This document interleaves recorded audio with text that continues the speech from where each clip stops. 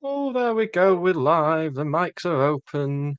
I was going to say it's the last podcast of the year, but I don't think it will be because we'll probably have one next week, and then there'll be there's a best of next week. I'll tell them about it in the admin. I don't know why I'm doing Stop it all the time. I waffling. just won't even be in it full Yeah, you podcast. just waffling. Stop, Stop stop filming. waffling, Nick.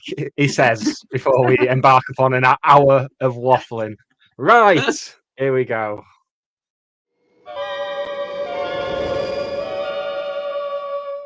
Five, 4, 3, 2, 1. On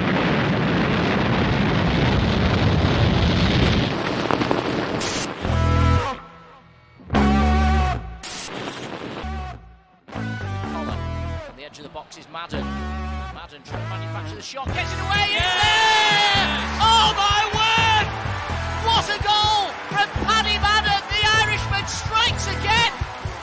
And is that the goal that's going to send Stockport County back into the Football League? I spent like 10 minutes cleaning dried blood off my podcast equipment. Sure, Joey Barton. No, I'm not more stable. Neither is he. I'm sure Joey Barton will be saying the same thing in about 6 weeks anyway, so it's fine. Hello and welcome to the dying embers of Series 9 of the Scarf Bagara War, the weekly show where you can get a regular dose of county news, views, and opinions. We weren't going to do a pod this week, what with us being busy tomorrow night. More on that shortly. But after a weekend result, the like of which none of us has ever seen the like of which, we thought we might have a thing or 8 to discuss. So we've got a rejigged lineup this week. You know how it is. You get to this part of the season and rotations necessary, isn't it? So 3-pronged strike force in the hope of hopefully we can get a couple of early goals and then win the game early on. And it doesn't matter if I pick up another knock later on. That was we'll get onto that later. We'll have a good laugh at that. Joining me anyway, it's Waggy. Hello, mate. You all right? I'm feeling great. Good. I was hoping that. Tony the Tiger. I wondered who was going to get in there first. Like, yeah. Oh, I had about 8 of them. Like, I literally had 8 different 8 references to get in.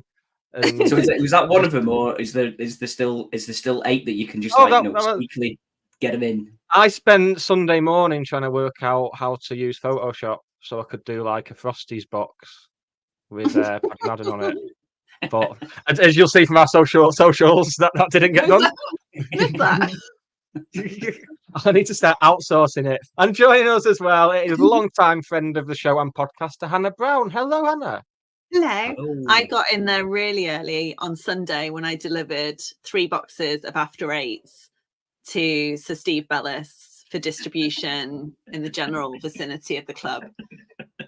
Love that. Oh. Yeah. Oh. I do like After Eights as well. They're probably the pinnacle of the Christmas chocolate for me. Yeah, well, he told me there was at first I wasn't sure whether he got it. And Charlotte said to me afterwards, she's like, do you think he got it, Mum? I'm like, I think, I'm fairly sure. But he told us this long story about After Eights and the Indian that they go to and all of this. But yeah, I'm sure. You'd hope so. That's the best. I would say no. That'd be a stupid thing to say. I was going to say that's the best thing about having an Indian is getting the After Eights after, but it's really not. It's an absolute lie. But before we crack on talking about just I had one of them. I'd had a few drinks on Saturday, and I had that moment at half time. When you think of a joke that's not even funny, and you just have to go around and say it to everyone. So I was just going up to people I knew, going, if something aren't careful, they might lose this. And it wasn't funny the first time. It wasn't funny the second. It wasn't funny when I tweeted it. It was so unfunny that George from Notts County Talk has just left. So got another. That's the first thing for you, Nick. Yeah. I mean, they don't normally come to watch me do jokes and stuff like that. So when fairness, they actually just that 15 minutes before half time, there were no goals. It all felt a little bit like, oh, is that it? It was really boring, and it got to the stage as well. Like everyone around me was like talking about like planning the Christmas dinners and stuff. People were like, well, kids don't like sprouts. Kids don't like sprouts, but you've got to have sprouts. It's Christmas. Anyway, talking of Christmas, we've got a big festive fixture. Well, the start of the festive fixtures starts on Friday night, and joining us to discuss it is George from Notts County Talk. So let's get him out. If you're watching us on YouTube, please like, share, and subscribe. And for the audio podcast, please rate, review, and recommend us on whatever podcast player you are listening to us on. Cheers, thank you. So he's like Rusty's still there. Hello, George. How you doing, mate? Yeah, good. Thanks, mate. Are you? Yeah, lovely stuff. Not too bad. I mean, if you asked how we were, and then after an 8-0 win, we kind of gone, yeah, and then that'd be weird. But yeah. before we get on to Notts, then what's the thoughts amongst the Notts when you see that your next opponents have just banged in 8? What's the general feeling there? We're obviously, to be honest, I'm not going to beat around the bush. We're kind of terrified, to be fair. Defensively, we're looking quite frail. Like our defense isn't, hasn't been fantastic for the majority of the season, really, with the amount of goals that we've conceded. But we're seeing a few goalkeeping errors coming in now as well to just sort of pile on top of the issues that we do have. So obviously before that game, it was looking like you guys was on quite a bad run as well, sort of similar to our bad run. But obviously then after seeing that result, and I've just watched the highlights about half an hour before coming onto this, and Paddy Madden was incredible. Obviously gets his hat-trick as well. But he was playing a little bit deeper than what I think we saw him when he was in the National League. So yeah, I mean, to put it lightly, I'd say we're not looking forward to it, to be honest. So early pace setters, though, you were still up there despite some indifferent form recently. What's the general feeling amongst the Notts fans? I think it's always difficult because Notts fans are used to sort of bad times and stuff like that. But under these owners, this has probably been the worst time, like in terms of losses in so many games. I think we've had like 6 or 7 losses in our last 10 games. So like under current ownership, that is sort of unheard of, especially under Williams, because he's so well regarded, as I'm sure you can imagine with Notts fans. It's sort of, this is where the true test comes in to see how we can deal with the bad times. Because obviously when it's good, it's great and everyone's confidence is flying. But when confidence is hit like it is now, it'll be interesting to see if he can sort of get those players that are in a bit of a rut out of that rut. And yeah, the impact that you can have really when things aren't going your way. Do you think that's down to your injuries? Because you've got quite a few injuries again, haven't you? Yeah. Is it down to that, or is it down to that and mistakes as the goals dried up for you? Because to me, it seemed as if you were sort of one of them teams that if you score 4, we'll score 5. That's the way it seemed to me that you was playing, certainly early on in the season. Yeah, definitely. Look, we've got quite a lot of injuries, and I don't really like to make that excuse because looking up the table and down the table, there's loads of teams. Like there seems to be a massive amount of injuries for every club at the minute. Like we played Crewe, and I'm sure they had more injuries than we did, and they did a job on us. So without a doubt, it is a problem. And Matty Palmer, which since we've signed him, he's been incredible. He's like a central midfielder, but he just really controls the play. And the tempo of the game with the ball. So we're missing him massively. And I don't think we reinforced our backline as much as we should have over the summer. Because we've got so many good attacking players like Jody Jones. I'm not sure if you've seen, but his free kick from our last game, incredible finish. And he is the shining star. We're having a bad game and everyone seems to be having a bad game. Anything that we get seems to be coming from him. But yeah, like looking at the pitch, we've got McGoldrick, we've got Dan Crowley, we've got Langstaff, all of these players that can change the game in an instant. But we're just lacking in the midfield and the defence, so it can't really build through to them. And I'm sure they're getting frustrated with it, but it's just the way it is at the moment, unfortunately. On Saturday, there was a lot of passing back to Stone. So you had like 66% of the possession, but a lot of that was those back passes. Something that's come under a lot of criticism since. Is Luke Williams kind of stubborn in his kind of, reluctance to kind of force change? Or is that something that we'd expect to see less of on Friday? To be honest with you, we're not really sure because obviously last season it worked so well. Obviously we broke so many records last season and we came second. the start of the season, it started well. It just felt like there was a few minor tweaks to happen, and then obviously we get the injuries, and the goalkeeper signing didn't go, I think, the way that they wanted it to. I think he's probably reluctant to change it because of how well it has worked for him. Yeah. And he probably just feels like it's just a matter of something tweaking or something slightly changing, then it's going to start working. But for me, it's got to a point now where something does have to change. And I think it is hard to sort of pinpoint it if it's like a shape change or, if a certain player shouldn't be playing or that sort of stuff. But I think for me, it's confidence. I think the keepers, both of our keepers have got an error in them. We've conceded goals from very basic errors from our keepers this season. And I think that's sort of, it's your starting line as your team, isn't it? Your goalkeeper. So, and the way we play, we need your keeper to be solid. We need him to be good at passing. We need him to be good playing out at the back. So that then goes forward. Obviously, the defence are probably second guessing if the keeper's going to make a mistake or not. And to be honest, I think that is the problem. So to sort of answer your question, it's difficult to answer. I'd say he's being a little bit stubborn, but we did see a bit of a shape change in our last game. I think he put 4 at the back, and it did start to work a little bit better. But he is known to do that within a game. If he thinks that the tactics need to be changed and a player needs to be bought off, or that we need to go 4 at the back or change the midfield, he will do that. But it tends to be in the game. We normally start sort of the 3-5-2 that we've started most of the time under Williams. It's interesting that because obviously him and our manager Dave Challoner have both achieved similar things in the last couple of years. Like revolutionised a club's way of playing and got them back to the Football League. And it seems Williams gets linked to a lot more jobs than Challoner seems to. I think it's by virtue of like being bald with a beard. So you better be careful, Waggy, because you'll be getting the Plymouth job soon, Actually, mate. yeah, I've got something to tell you about. Yeah, don't go Plymouth, mate. You're better than that. You better notice so I don't lose any more money tonight. Too far to travel. I've refused it. Yeah, don't blame you. Don't blame you.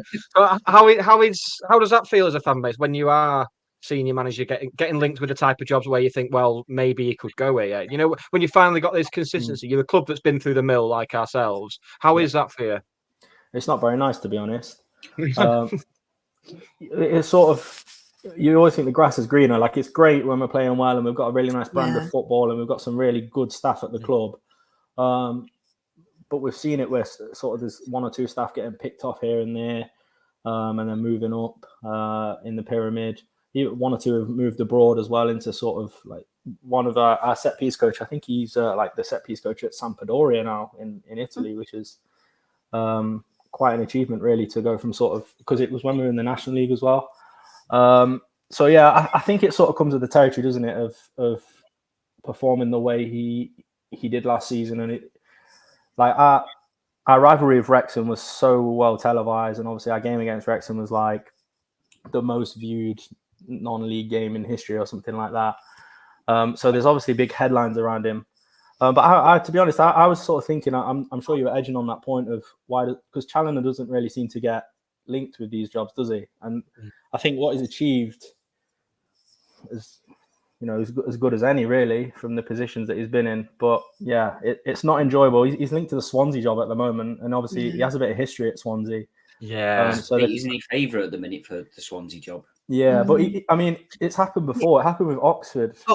About a month ago, and he was favourite, and people were writing, journalists were writing things about him, and he came out in the press and said, genuinely, I wasn't even approached. The only thing that happened was, I think Ruben Rodriguez, our like former playmaker, he plays for Oxford now, was interviewed after the game, and he sort of said, have you got a favourite that you have in mind? And he said Luke Williams, and I think that obviously creates that online, doesn't it? Yeah.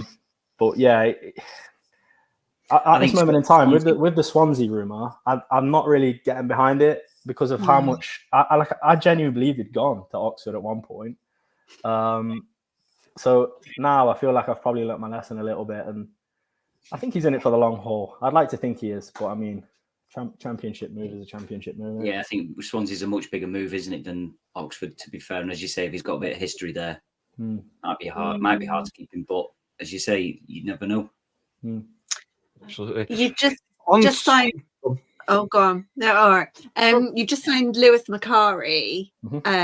Obviously, kind of a loan due up in January, and then he signed till 26, 27. When I saw that, I was like, bloody hell! It like 2026, 27. I mean, it's not. It's 3 years, but it feels like, you know. I mean, but by 27 on my Football Manager, he was in the Premier League with County. Lewis Macari was so not better get a bloody move on. Yeah, he's still there warming my bench. Don't you worry.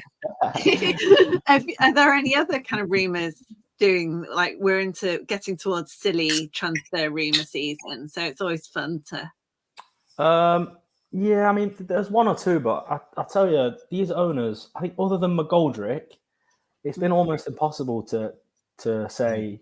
No rumours have really come true other than McGoldrick, to be honest, because they're so, I don't know, sort of left field, really. A lot of the signings that we do make are sort of up and coming players. It's like Macari. Like, for me, Macari is the best defender at the club. I'll be honest. I think he is the best defender at the club. He's got that touch of brilliance in him as well. I don't know if you saw his goal, which ended up winning the game against Gillingham, where it's sort of outside of the box strike. To have a centre back that can do that is fantastic. But to be honest, I'm sort of hoping we bring a keeper in, a solid keeper, sort of maybe sort of late 20s, that's got a little bit behind him, and can play our way, because I think that would do the whole squad a world of good to just have that solid fixture in goal. I mean, Belshaw was sort of flung about, but he's gone to Harrogate now because his loan expired, didn't it, at Forest Green?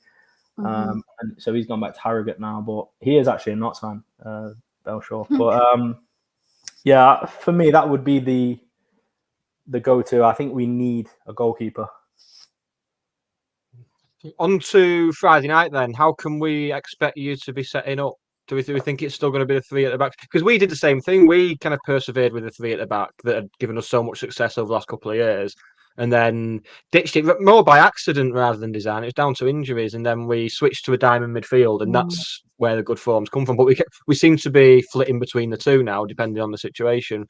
What are we expecting? Do you know what? I was thinking this earlier. I think it's quite hard to predict what's going to happen on Friday, because Williams isn't. I don't think he's going to take these results and performances, sleeping. I think he's going to act upon them. I think I'd like to see him change it, just to sort of just show that he's not scared to change it and try new things. Because it's great, because to be fair to him, when he does make tactical changes, quite a lot of the time they are effective. But I think if he was to sort of change it from the outset, I would like to see that. But again, it's difficult to sort of line up. Have you got the players to change your system then? Or would you use the same players in different positions? Yeah, I think that's one of the things at Notts. We do have a few players that can play in a few different positions. Right. Like if you were to change to like a four at the back, I think some of our centre-backs could probably fill in at left and right back. And then the sort of wing-backs are using at the minute, like Jody Jones and the man could probably play like wingers or right and left mids if needed. So yeah, I do think, as much as the injuries we do have, we could definitely change it. But I mean, for the sake of that's the way we've lined up for the last season and nearly a half, I'd say it's 3 at the back, 3-5-2. Before we let you go, I know you've just said you don't like to make predictions, but we ask everyone on here, which way do you see it going Friday night? Are you coming as well? Are you coming up? I'm going away on Friday. I'm going away for Christmas, so unfortunately not. I think Tom might be though from the channel. So yeah, no, unfortunately not. But I'll probably end up watching it. I'll probably end up watching it if I'm not in the airport with a delay. Which way do I see it going? Oh man, I hate to predict a loss for Notts, but I can just see it coming. I can. I'm gonna say 2-1 to you guys. I think we'll score, but I think the potential. I think we're going to struggle. I mean, we've got used to games being out of sight by half time now. We can't be doing with this. There's no victory. Do you think if we take an early lead, do you think your heads will drop, or do you think do you definitely think there's a confidence sort of not really there that we get an early goal, then your heads will drop and potentially that we're going to score a few more. Yeah, I think that definitely think that's- it has the potential to happen for sure. I think against Walsall, some of the body language was very obscure. Like it's not something that we've seen for a few seasons really. Players really at each other, arguing on the pitch, which like I said, not right. for a long time. Nothing major, but you can see they're at each other. Do you know what I mean? Yeah. So I think an early goal could really unsettle us and knock the confidence. And look, I know you beat Sutton 8-0, but you think you hit the woodwork about 3 or 4 times in that game. It could really have been double figures. So if we can weather the storm to just 1 or 2 goals, I think we'd have had a good night. To be honest with you. I want a miserable 0-0. Dreadful though, George. Hey? Sutton were dreadful. I mean, yeah. not to take away from our 8-goal scoring prowess, but yeah, they were not They're great. pretty bad. They're pretty bad. Right, thank you so much for your time, George. We'll let you go. Enjoy your holiday and all the best for Christmas, mate. And we will catch up again with you in a month's time for the return fixture. Sure. Thanks for having me on, guys. Cheers. Nice one. Cheers, pal. Bye-bye. Flicked on by Armstrong. Oh, it's an own goal. An astonishing one as well by Dowie. Well, that's incredible. There we go. Pessimism reigns at Meadow Lane. That rhymes. I'm a poet. I didn't know it. Good. Well, before we'll get back onto Notts shortly, I'd imagine, along with the other festive fixtures, because we're gonna discuss how many points we think we're gonna get, or we think will do us from the 4. But before we do, we might as well revisit that. I mean, no, was it 1934? That's the most we've scored in the game since 1934. Was it? Yeah. Is that Yeah. right? Yeah. So no It's one 90. alive will have seen that many. Yeah. And there was something to do in 1966 as well. I can't remember what that one was, and I decided that was a really good omen. Table at Christmas. That's the one. Yeah. 1966 was the last time we was top of the table at Christmas. So there hasn't been a scoreline in League Two with an 8-goal deficit since 1998. When Barnet lost 9-1 to Peterborough. And at that point, I'd gone through 25 years of League Two records and I just stopped looking because I was like, oh, should I look for a clean sheet? And I just couldn't be asked. So, yeah. You've still going that. You've got a lot of time in your hands to go through 25 years with fixtures. It's commitment to the cause, but I'm glad I've got 2 podcast use out of it now. So we're good. You'll be able to get another one out of it, hopefully. As soon as the game was over, I pretty much ran out of Edgeley Park because I wanted to get home as quick as I could, to see the video printer, to see if it had the 8 in brackets. The 8. I ran home like Charlie Bucket. It was ridiculous. It's like, oh, God. So I knew it would do. I knew it would. Like, the best one's the 8 and then the 4 in brackets. Like, how you never see that. Like, yeah, it's it was a good day. Yeah, because I was sat with Rob McCloy, friend of the show. Thank you, Hannah. And he said to each other just before the game, it's like, get an early goal. And then, 'cause obviously there was a bit of tension off the back of Wednesday. We wondered what sort of reaction we're going to get. And then pretty much as soon as he said, right, let's get an early goal, bang, we got it. And then and a very unlikely source as well, Waggy. It was Ryan Croasdale, not only Ryan Croasdale opening the scoring, but Ryan Croasdale being on a hat trick 20 odd minutes in was just it was like some weird fever dream. But it was lovely seeing him more on the left and kind of pushing forward. We've not seen that for ages. Well, I don't think we've seen it. And he's basically been a defensive midfielder for every game that I've seen him play for us. So as we said, we sort of discussed it on Club Call, saying he's obviously played there before, and has he played there under Challoner before? So it just seemed, and Challoner did a really good his post match saying that Croasdale does what he does when he sits in that defensive midfielder position, but they felt they needed a bit more of a quarterback with Campsey that could still tackle, but we wanted to get the ball out, and we used Croasdale differently, almost like, as you say, a left winger. Yeah. And it was like after 20 minutes, it was like, who's this new striker we've signed? It was just Absolutely. And it was not only did he score, it was a header as well. He leapt the highest in the box. Yeah. Like, it was just absolutely. I had to keep rubbing my eyes at points in that particularly in the first half. I was just like, what am I seeing here? Have I entered some like power? Did that bump on the head last week like do something to me? Like, I've died. Yeah, you're gonna wake up in a minute and we've lost 3-0.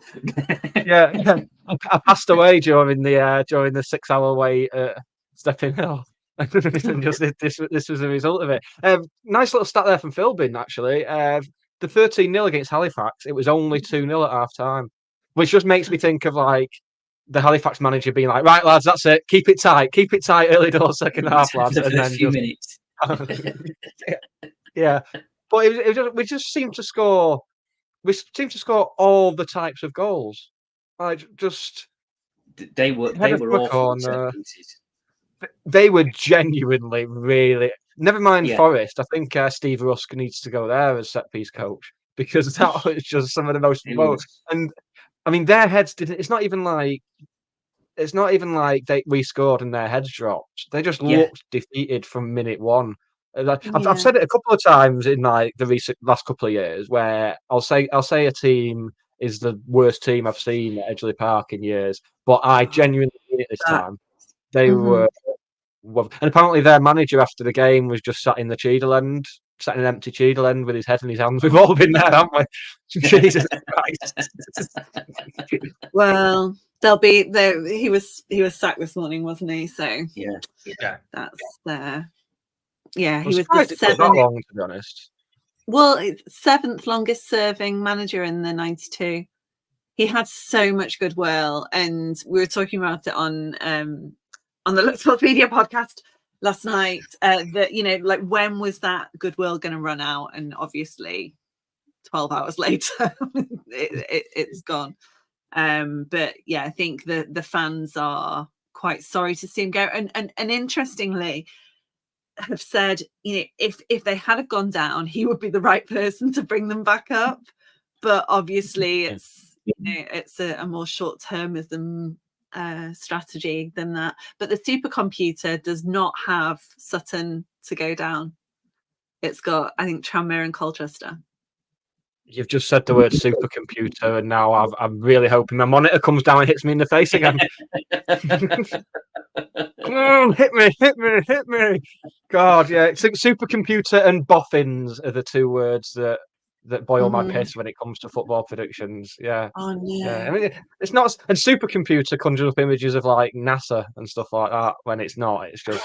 I mean, the supercomputer is wrong. Like, I will go on record and say there's no way that Barrow are going to finish where they are.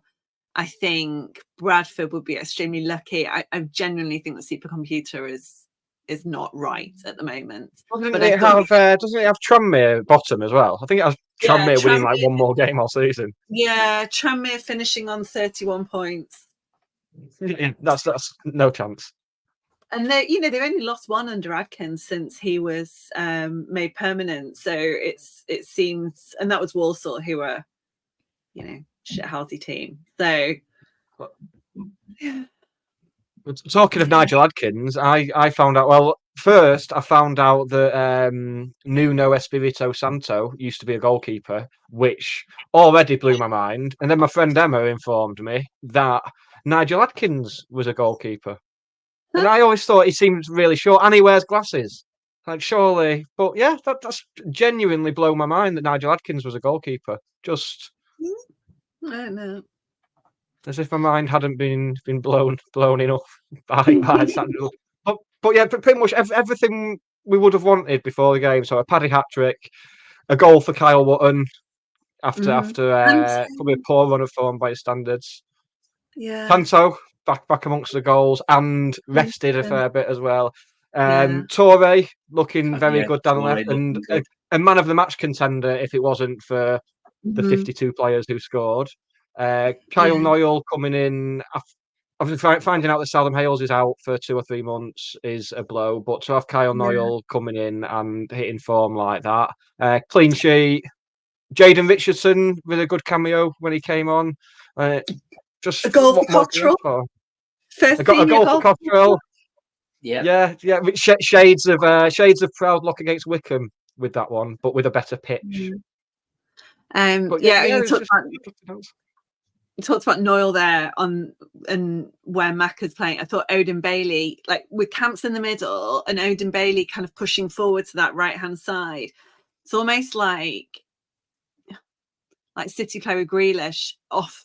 He's on almost the wrong side, if you like, but it created so much space, and he looked kind of Louis Barry-esque with his first touch and his turns, and just having it was almost, I don't know, I think what we got with Sutton that we didn't have with Aldershot and Morecambe was space, and Morecambe and Aldershot just got everyone behind the ball, and it was a really simple strategy, and catches on the counter.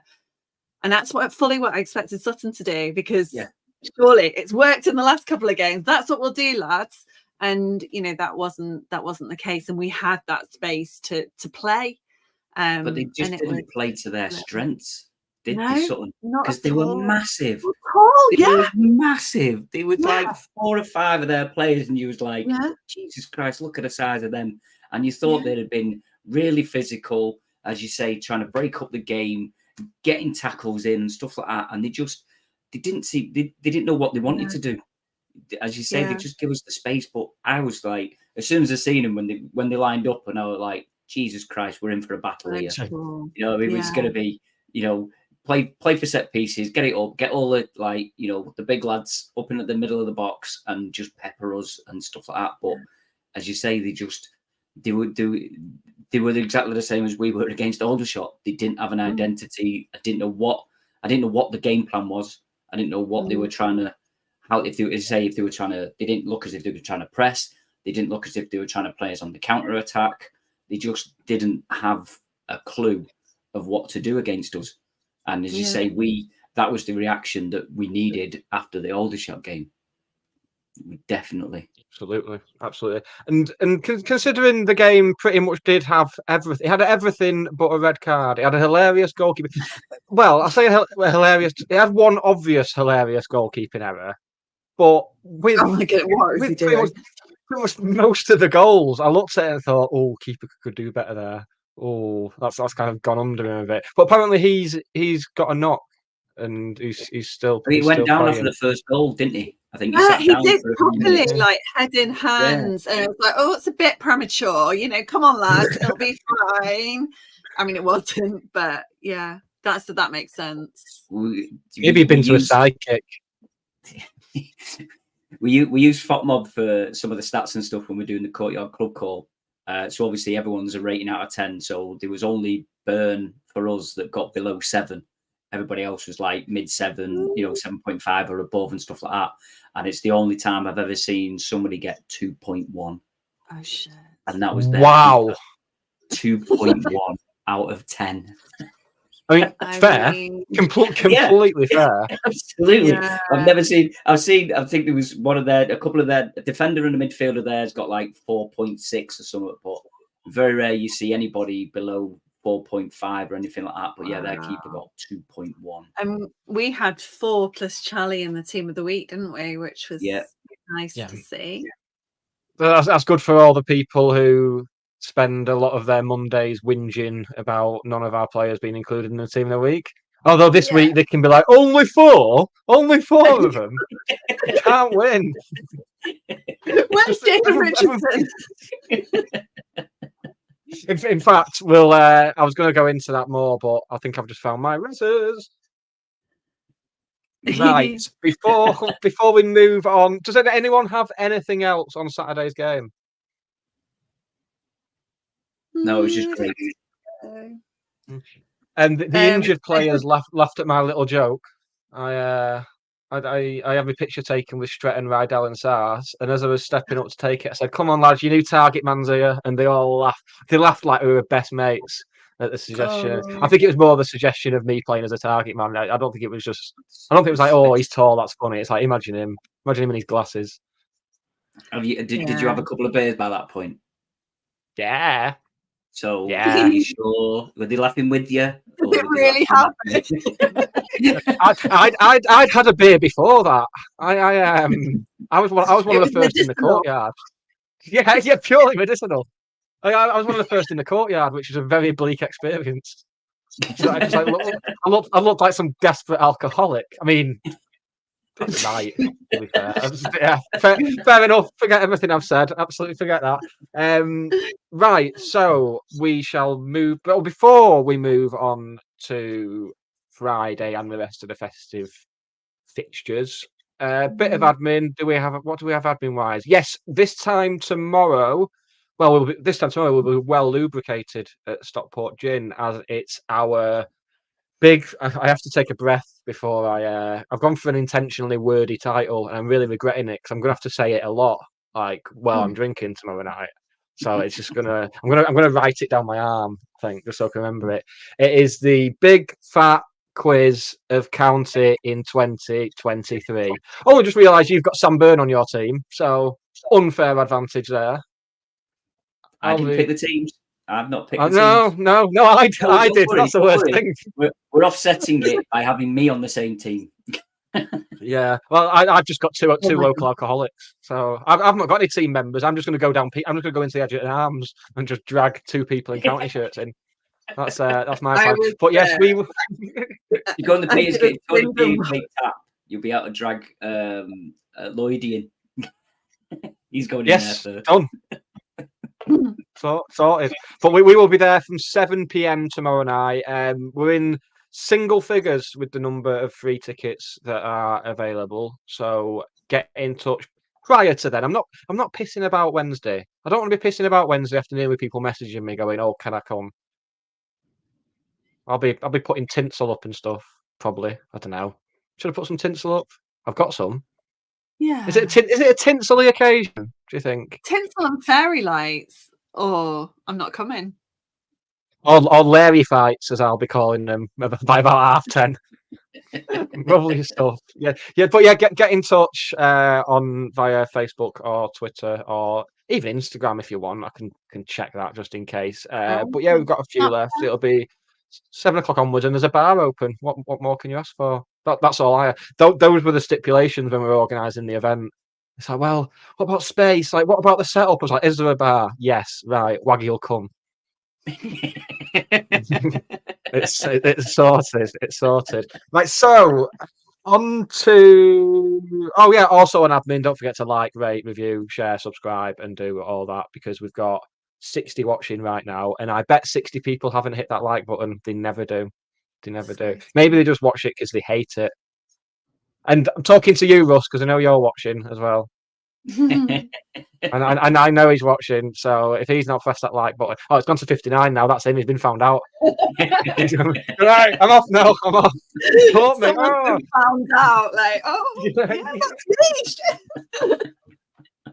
Well, there's no Russ because he's got people who love him, so that's why I'm just. So if there's another podcast next week that Russ isn't on, then that'll be why, because he's got people that love him and he's got plans, and I don't. So I've just got family members who like to throw monikers into my head. This time next week, that's quite depressing. Oh, will we? That's as good a time as any to get onto the festive fixtures, because obviously Charlie mentioned the other week about maybe wanting a postponement or two in between now and January. And I thought Barrow would be a prime candidate for that, so I might have a look at the weather report later. But I could accept Barrow being off. Their pitch the other week, there were ducks on it. I don't know whether the ducks were photoshopped on, but I'm gonna say not, just for the purposes. But it was properly wet. But Bradford was off that day as well. So if we get down and throw some water bombs like over the Dallas West, will be fine. Yeah, I don't think I can take two games being called off. We need to have one of them at some point, wouldn't we? It's on it, like, and not having that Gillingham game on the 6th is beneficial. Yeah, I think that's good. That's good, especially Gillingham on a Tuesday night in February, though. That's one for the Egg Butty Brigade, isn't it? It's my brother's 30th, though, on the 20th of February. So I feel like I've got a legitimate, like, really sorry, I can't possibly go to Gillingham. It's my brother's 30th. I thought he was going to say your brother's party then. Sorry, I'm going to Gillingham. That's completely fair, I think. So, Waggy, you first. How many points do you think we're looking at over the next 4, if indeed they go ahead? I mean, we'd imagine the home ones will be going ahead. That's I no would problem. but think it's just a- I would think we'd be getting 8 points. Although Yeah. I would be happy with 6 points if that was 3 points against Barrow and 3 points against Mansfield. Yeah, I can get on board with that. Yeah. Yeah, because I think Notts, I didn't say, I think it's hit and miss with them, whether they're actually going to, if they're going to keep stay in the playoffs. They're not that close to us at the minute, so we can allow some points lost against them. But taking points off Barrow and Mansfield, then that's the biggie for me. I think if we get 6 points against them too, but we lose against Bradford and Notts, I'd be I won't be happy, but I think that would be an acceptable Christmas period. I think we're going to get 10. Sorry, I think we're going to get 8. So I think we'll beat Notts. I think we'll draw at Barrow. I think we'll probably draw at Bradford, and we'll beat Mansfield at our place. That's exactly the set. Yeah, that's the way I think it'll go. I don't think we'll lose any of them.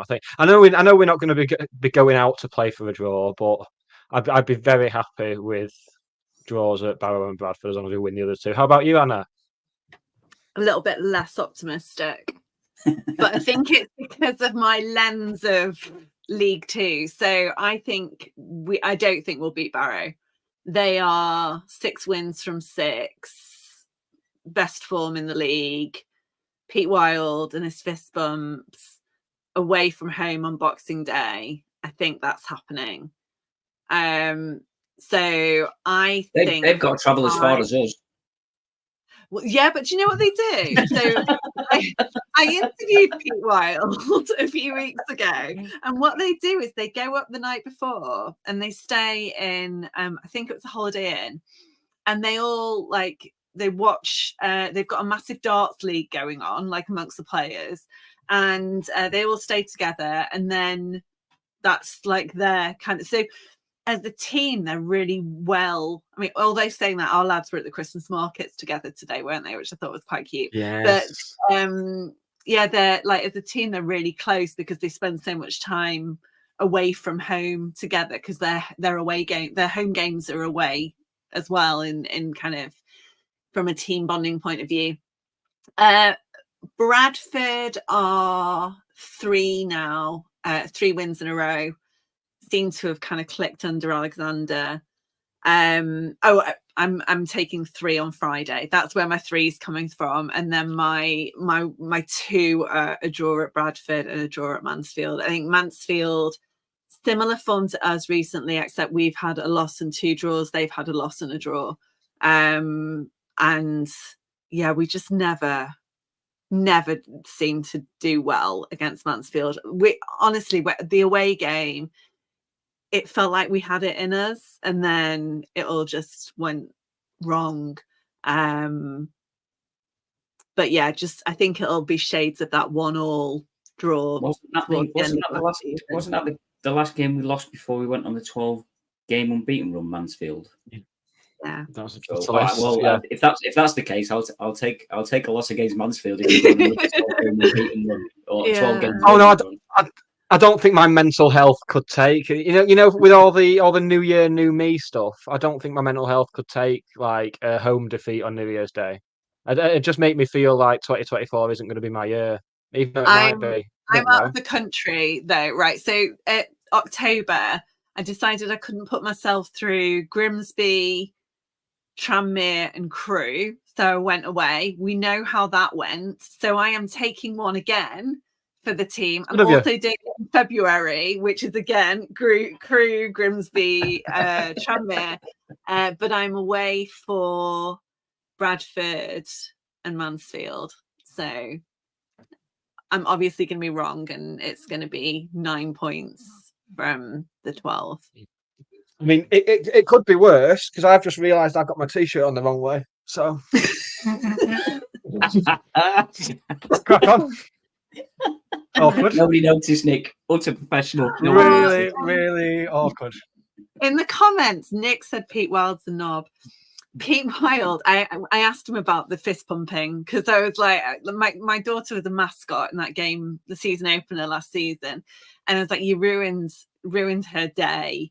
And he said, you know what, the fist bumping, it's just from sheer relief because we never like it might be our last win for however long. It's just sheer relief that we've got through another game and won, and I've probably got a job. And I was like, so I don't mind the fist bumping anymore. And I do the same. I'm the same when I win a game on Football Manager. So imagine that's exactly what I'm like. I'll tell you what. Like my first season in the Premier League with County, we had City at home on the last day. Needed. We're still in the relegation dogfight. Luckily, results went away, but we beat City 2-1 late on. It was just a wonderful moment. Like 2:00 this morning, I was like fist pumping around the bedroom. Oh, what a moment that was! Yeah, that might form the basis of a live show though. Later in the season, a little for the 3 people who care about that.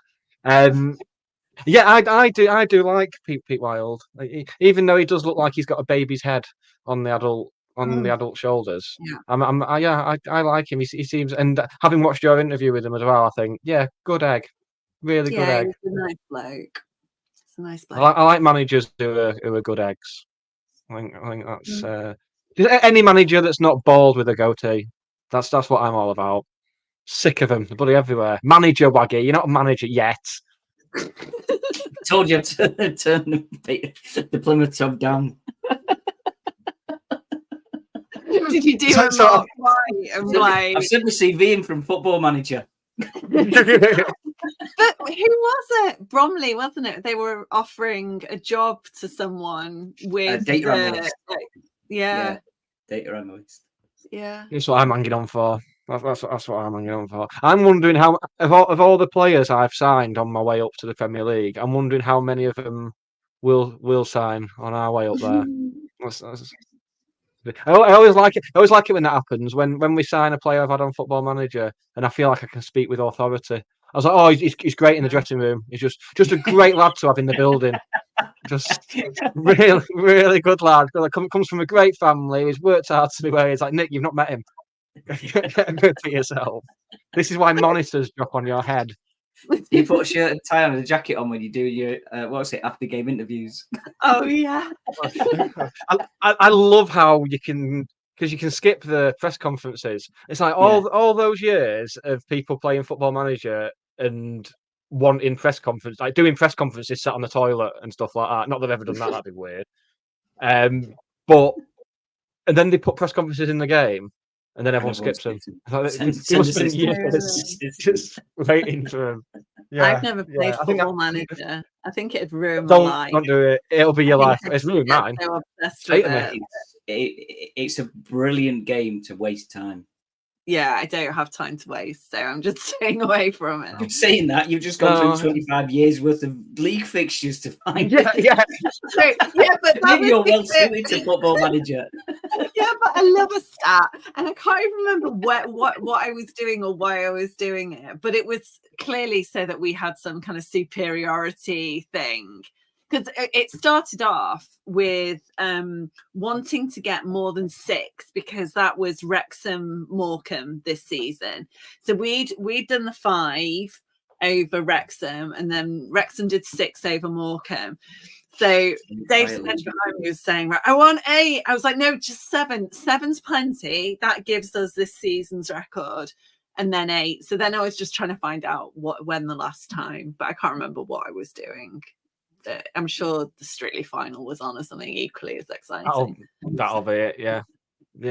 Go Ellie. Very. I was delighted for her. I mean, it was already a great day on Saturday, and then to get home and see. I mean, if anyone pops up in the comments now and says, "Whoa, I've not watched it yet," I'm gonna go around the house and beat them to death because if it's that important to you, you would have watched it.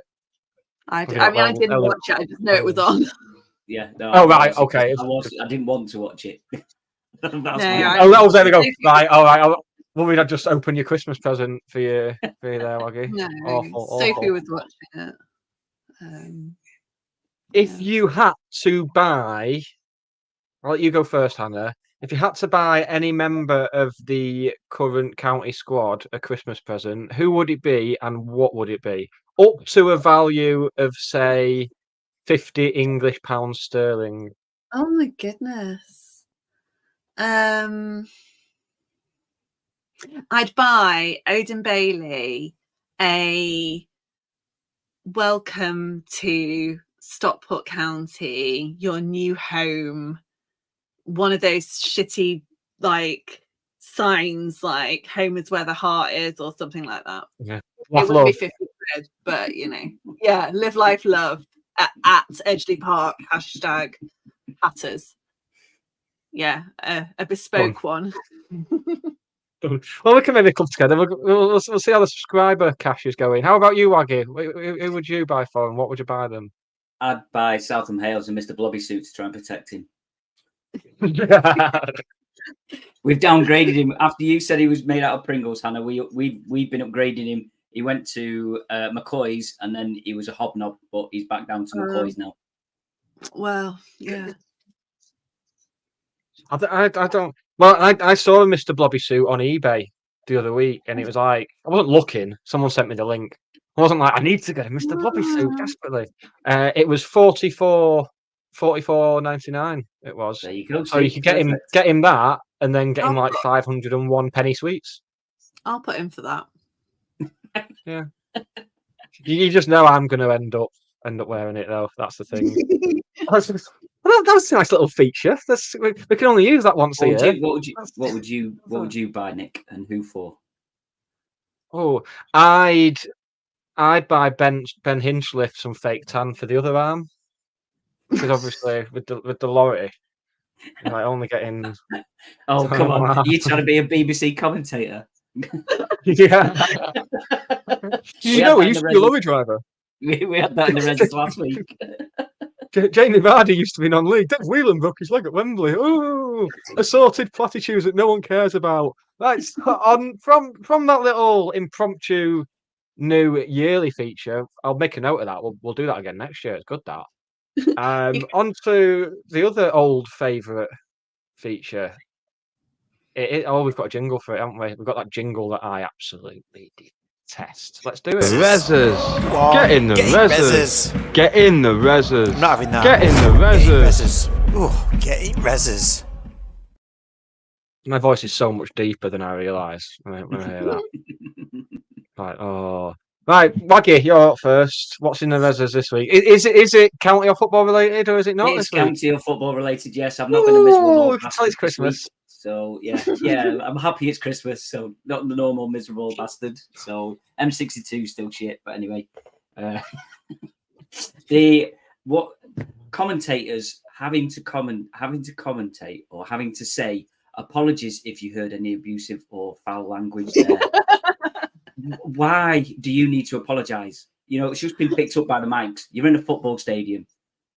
They're going to pick it up if somebody comes close enough and says "fuck off." So why do you? There were some great ones last Wednesday during the Aldershot game. There's some fantastic ones there. I was loving it.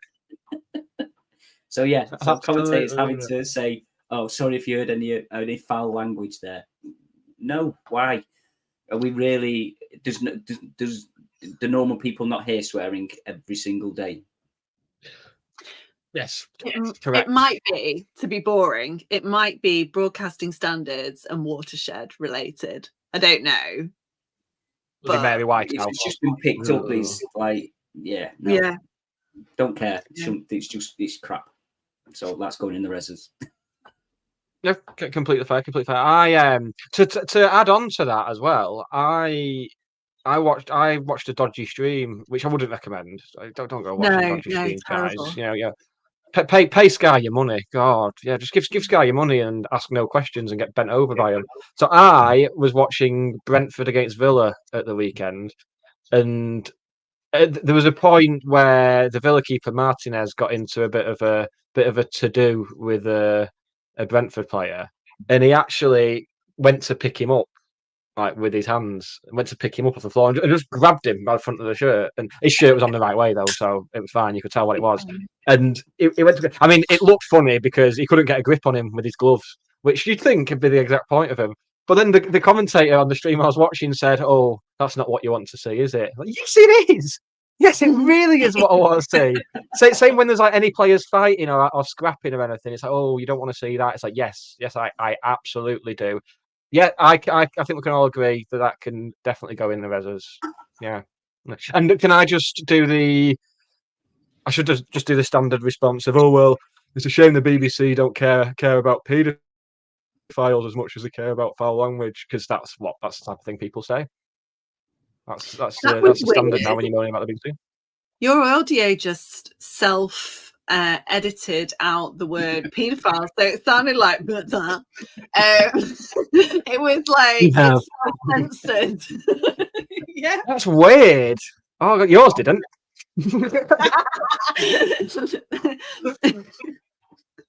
Oh God! Thank God no one said it again. Right, Hannah, what are you dumping in those reses? I'm dumping in the reses silly clothing related superstitions. So this came about because of my very limited edition Stockport County Christmas jumper 22-23 season, and I wore it against Aldershot. And normally if we lose, I will then wear something else. So I had the home shirt on underneath, and then but because it's a Christmas jumper, I was like, well, I've got to wear it. I can't not wear it on. So I've got a limited number of opportunities to wear it.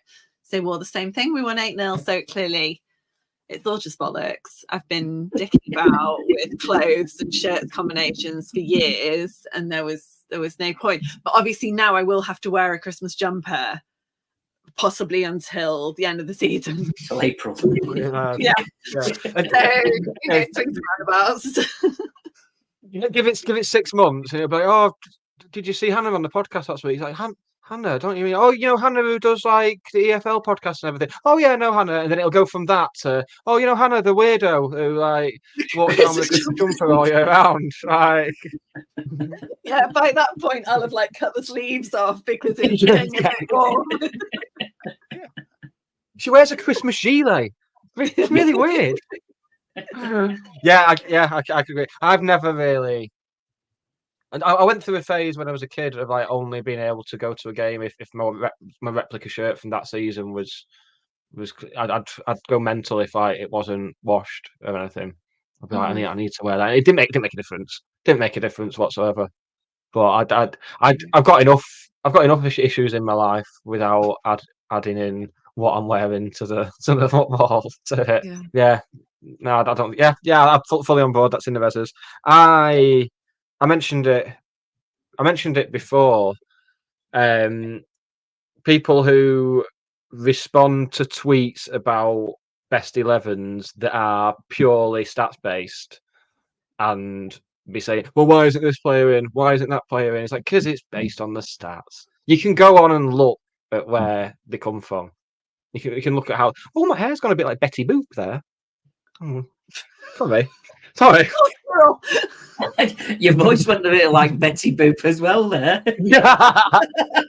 It's gonna break one day. Can't wait.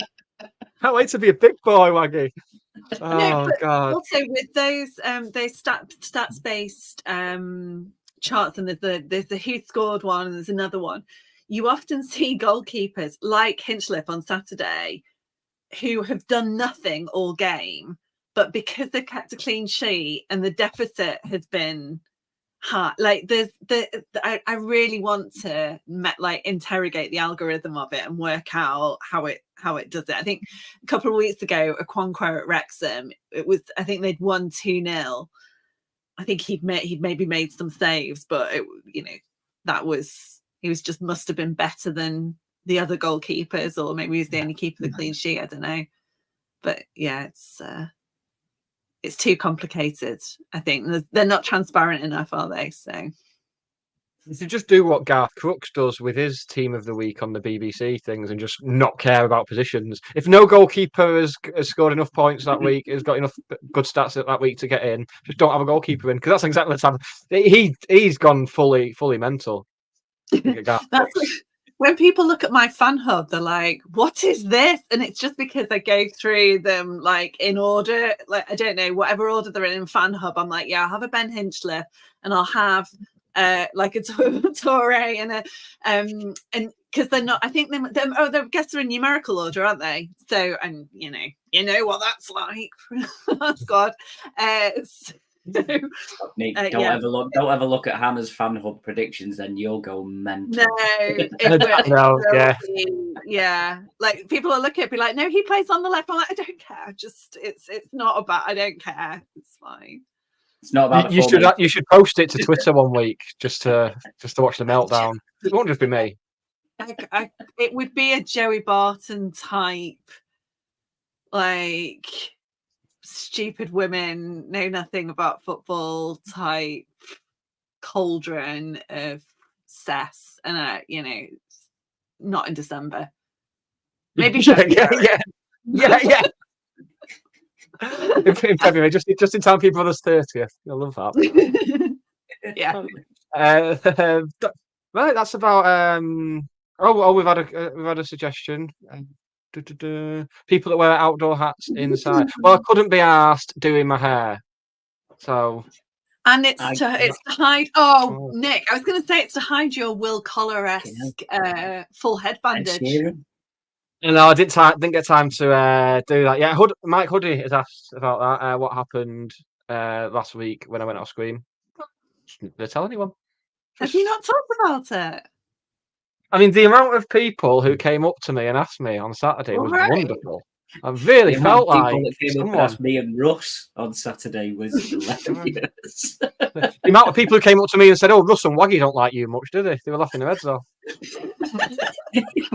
we were, to be fair, until we saw the aftermath. Yeah. And I with a towel covered in blood and glasses that looked like they had like red nail varnish on. Looked like John Lennon's glasses after he got shot. It's very dramatic. I really wish I'd come back on and like just with the blood coming out my head. It's just yeah. There's still a bit of it dried on my webcam actually. I've also got. I'm going to give it away as a prize at the quiz tomorrow. I found a little tissue with some of the blood on it there. So if you want, you can clone me. For all those weeks I'm not on, if we perfect cloning, I have that. Yeah, I found that in the pocket of the trousers I was wearing. But yeah, basically, the door got opened on me because my life hasn't turned out how I wanted it to. So I'm now in a situation at the age of 36 where my dad can open the door on me. Like, well, I'm doing it. It's a good job I didn't have a woman in here. I could have had a woman in here, and that would have been awkward for everyone, particularly her. And yeah, he opened the door and it messed up the cables. You'd have topped it if you'd have had a woman in there. Yeah, that's true. Well, chance would be a fine thing. So first of all, the monitor came down, the webcam came down and ended up on the floor. And then while I was trying to pick the webcam up, everything else came down. So the corner of the monitor just bang fully like dazed me a bit. And then I kind of went to like touch the area that hurt, and it was just Claret Central. Yeah, the new Burnley podcast. Yeah. And then it was only I just cleaned it up and put a plaster on it, and it was only through talking to an actual adult in Hannah who said, "Yeah, you probably need to go and get it glued." And then in A&E, I went in to see the triage nurse. She asked how I did it. I was like, "Well, actually, I do a podcast and content creator, freelance." And then told her what happened. And she said, "Oh, what podcast do you do?" I said, "Oh, Stockport County." And then when I finally got called through for blood tests a few hours later, the doctor said, "Oh, she said you got injured on the Stockport County podcast." And I sat there wondering if it was you or Russ who'd been injured. So he was a watcher. And then that was good. That was nice. And then I got a little bit of celebrity treatment because he's like, "Oh, we won't keep you waiting. We'll get you in and we'll clean." This is like 4:30 in the morning, and they thought I might have to wait for a doctor in the morning. And it's like, "Oh, we'll sort it out for you." And then I got some dirty looks in A&E because we were just all laughing and joking in the room when we were getting done, like chatting about counter and stuff like that. He's like, "Oh, I'm just gonna have to pick the scab off it to be able to glue it, but don't worry, it won't hurt as much as the Aldershot game on Wednesday." And how we laughed. How we laughed. But if you're listening or watching, Glenn, big ups. It's healing well. Thank you, Glenn. I won't reveal his second name in case of In fact, yes, Sydney Exile is right. We should have a clap for the NHS. Save me. Tomorrow night. Oh yeah, we're having a full 10-minute silence for him. Yeah. All right, yeah. Got my Captain Tom fancy dress and everything. Yeah. I'm off to walk around my garden for 6 weeks for them. But you can tell Stockport's been gentrified because there was only 2 people in A&E that had police escorts with them. Like last time I went, it was like 6. Yeah. Time to I think they got seen before them. So yeah, go Stockport. Yeah, right. That's just a tale of woe. Just about that's the show up. It's a good job we found the episode title ages ago, isn't it? Right. We will be back next week. Don't know what day yet. Don't know who will be doing it, but there will be a podcast because we'll have stuff to cover. We might even try and get a Bradford fan on because I don't think we've ever had a Bradford fan on here. I can have my Liam. That was going to be my next question. We'll have your Liam. Yes, we absolutely will. Yeah, but it'll just be me and him rambling for an hour. I can't. Do you know? Oh no, maybe I'll maybe my Charlie. Yeah, I can't imagine anything worse than you. Liam was in the comments earlier on going on about sharing goals again. Like, I love that clip. That was brilliant. Absolutely fantastic. Yeah. Oh, good stuff. There will hopefully be a Courtyard Club call as well, but again, with it being Christmas and stuff, we don't know when we're going to do that. We might try and get one out after the Notts game on Saturday if we can find the time between the 3 of us. If not, it'll be obviously after Christmas. Absolutely fantastic. Yes, we have got. If you want access to Courtyard Club call, obviously already stumbling over my words.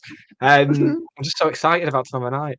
If you want access to Courtyard Club call and other subscriber stuff, you can subscribe to our Scarf Galwar fan club on Patreon for the very fair, very reasonable price of £3. When I saw that people had signed up when we first started it earlier this year, I thought we should have done a fiver. A month really, but it's £3, and we can't hike it up to a fiver now without adding something extra to justify it. So made a rod for our own backs there. But you get access to that every Monday with Russ Waggy and Dan Culverwell. You also get access to Dave Smith Never Existed, the 4th episode of which is getting recorded Thursday night and will be out. And that one is going to be free to everybody because it's going to take the form of a review of the year with some nerdy stats and all that sort of stuff. The type of stuff you've come to expect. Hannah, give your stuff a plug. Well, we're on Christmas hiatus now, so you can download podcasts yesterday on Spotify. Look for Look Sports Media. There's everything from the Championship down to the National League. We have a breakdown every Thursday, so we're having that, and then next week I think we're having an amalgamation of all of the different games, and I think we're doing something between Christmas and New Year. But I'll be doing it from America, so that'll be a novelty. What could possibly go wrong? Podcast to you, Spain, America. Yeah, Spain. I think when it comes to the amalgamation episode, if the cover art isn't that picture of the 3 Spider-Men pointing at each other, then I'm going to have some very stern words. I'm going to be fuming. Yeah, I'll have a word. Although we do have to be very careful with copyrighted images. We don't bother with that. Sodom. Yeah. If you want, they can come and speak to me. That's what happened last week. Initially thought it was a Virgin engineer coming in. Right, that just about wraps it up, I think. Hannah, thank you so much for joining us as ever. It's always a pleasure. And you, Waggy, thank you for being here. Thank you for coming. Cheers, thank you. Cheers. Thank you indeed. If we don't see you before Christmas, have a good one, everyone. Just wishing general bonhomie to people there. I am a nice person. Christmas dinner in a cup on Friday night, people. It's not a drill. It's back. The overrated Christmas dinner in a cup is back on Friday night. Although very, very quickly, the loaded roasties on Saturday were mega. I was almost not upset that I'd surrendered my place in the Hardcastle to you. I didn't have any food in the Hardcastle because I had also had loaded roasties. Wow. Sorry. Anyway, Wasted it. Carry on.